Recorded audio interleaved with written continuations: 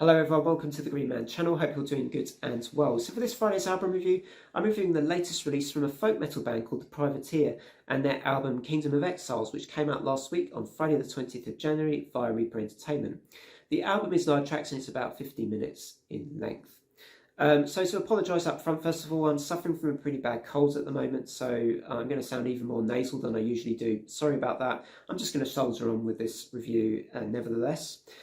So on the website, on the band's website, I saw this band seem to have 6 band members at the moment, but do feel free to correct me if I'm wrong on that. So you've got Pascal Streb on the vocals, Clara Held on the vocals and also playing the violin in places on this album, Roman Villaret on lead guitar, Christian Spuri on rhythm guitar, Eric Tobian on bass guitar, and Kim Fritz on the drums as well. So 6 band members. So going into this album, I saw the tags of folk metal and pirate metal, and certainly the album artwork as well gives you the impression or conjures up images of certain other pirate metal acts of the recent past. But when you actually listen to this album from front to back and you give it a chance, you can certainly hear actually quite a few other influences here. And, the approach to vocals and instrumentation would remind me as much of a band of Arch Enemy as this does of a folk metal band, for instance. I feel like there's as much of a blend of melodic death metal in this band's approach as there is with any other kinds of metal. So, try not to be too judgmental or to pigeonhole this band before you listen to this album, because there's actually a bit of a mix of influences, and you get some tracks which sound a little different from one another, and there's actually some really, really good stuff here that I would just recommend checking out too. So going into the tracks a little bit more on this one then, what we've got from this particular offering from this band. Cadence of Life is kind of just a short intro track really to just build into the album, I think. But the album really is set alight by the second track, Madness is King.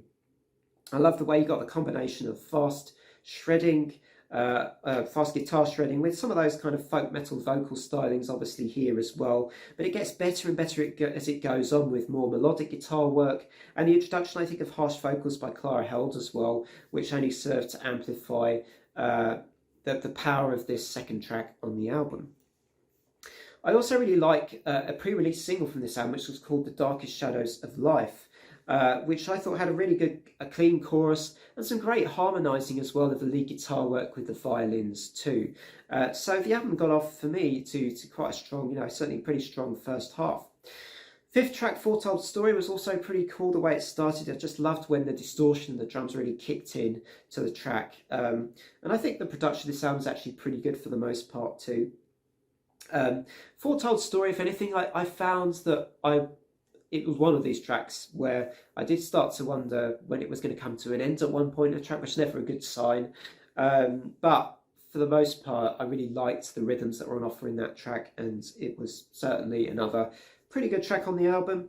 The Realm of the Forest actually showcased what the band can do with a softer approach, a more mellow approach, with some really impressive clean vocals, both from the male singer and the female singer on this album. On this song. Ghostlight brought back more of the style of vocals you might expect if you were going to listen to something that's a bit more folk or pirate metal styled, if I can call it that, for this particular song, because it did bring back more of that style of vocal which I would associate with certain pirate metal acts as well. But the last track was actually pretty great, with very pleasant melodic vocals. Between harsh screams once again, but an overall strong track with which to close this particular album. So I would stress once again, I think behind the images that may come to mind, or the aesthetic of this band, that there is actually some really good musicianship here and a pretty solid album to go along with it.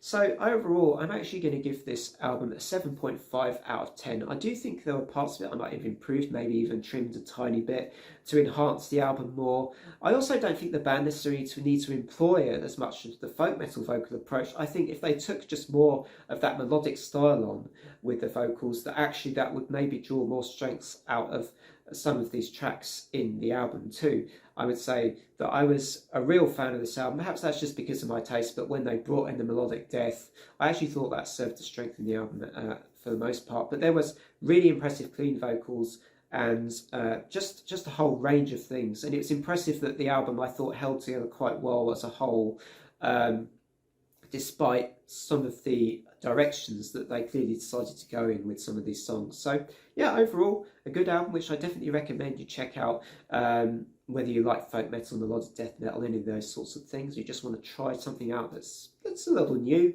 and recent from last week. So that's it from me. Hope you enjoyed the review. Till next time, it's bye for now.